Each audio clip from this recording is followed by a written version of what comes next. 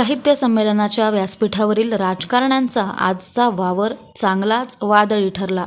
असे घडलो आम्ही या प्रकट मुलाखत सत्रामध्ये विधान परिषदेच्या उपसभापती नीलम गोऱ्हे यांनी शिवसेना उद्धव बाळासाहेब ठाकरे यांच्या पक्षाबद्दल बोलताना 2 मर्सिडीज दिल्या की 1 पद मिळायचे असा दावा केला.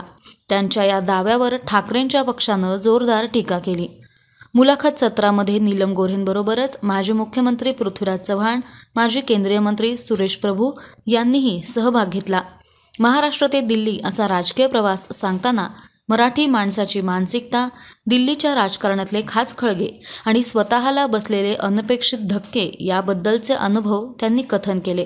ज्येष्ठ पत्रकार राजीव खांडेकर आणि प्रवीण बर्दापूरकर यांनी या मुलाखती घेतल्या. मर्सिडीज बाबतीच्या वक्तव्यानंतर संमेलनस्थळी पत्रकारांशी बोलताना नीलम गोऱ्हे म्हणाल्या, आपले बोलणे स्वभावाच्या आधारे आहे. आपलं बोलणं स्वानुभवाच्या आधारे आहे. वाद वाढवायचा नसल्यानं या संदर्भात आणखी भाष्य करायचं नाही. जे काही बोलले ते ओघात बोलले. मर्सिडीज गाड्या आपण पाहिल्या होत्या.